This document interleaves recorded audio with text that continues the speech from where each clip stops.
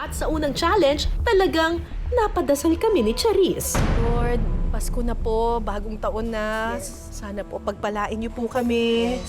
Yes. Ng Lord. maraming.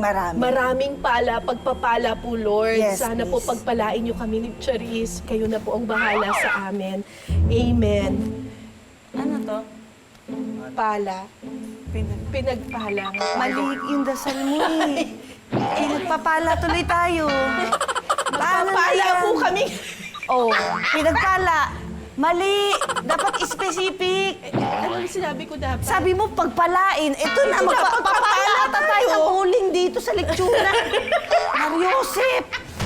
Para sa unang hamon, masusubok ang lakas ng aming mga braso. Magpapaunahan kami ni Charis na maglagay ng uling sa mga hornuhan o ihawan ng lechon. Kailangang maglagay ng tig-2 pala ng uling sa itaas, sa gitna at sa ibabang parte ng hornuhan. Ang pinakamabilis na makapaglalagay ng uling sa 8 hornuhan, siyang panalo. Cara versus Charis, simulan na! Diyos ko, nahulog na sila.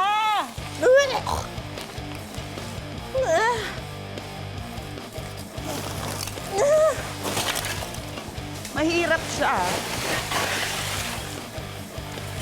Oh my golly. Okay, let's do it. Mahirap maging OC sa pag-uuling. Ang hirap naman ito. Parang ang konti nang nakukuha.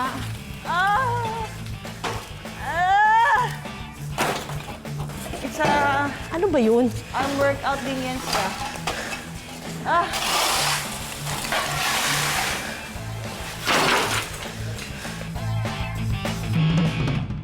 Nakakangawit din. Ang bilis. Hindi ko ginagawa lahat. Di ba tigda-2 pala? Parang hindi papasa sa quality control yung ginagawa ko.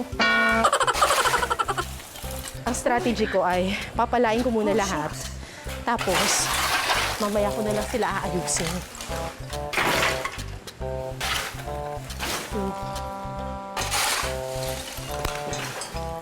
Gusto mo try?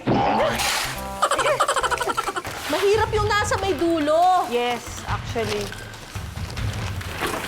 Parang hindi abot yung kamay ko.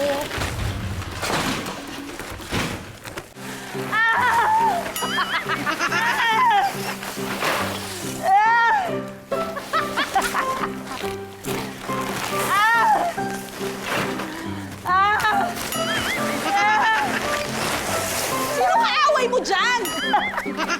Laban lang, Charis! Mamaya, makakatikim din tayo ng malutong na lechon.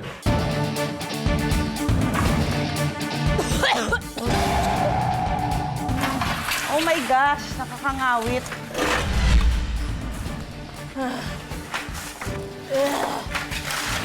Putok na yung braso ko.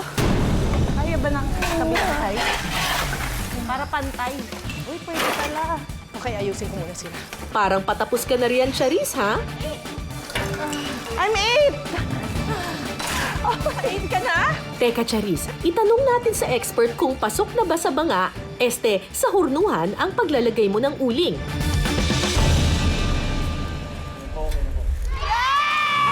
Wagi ang diskarting ina ni Charis. 1 lechon point for you. Yay! Ang hirap, grabe.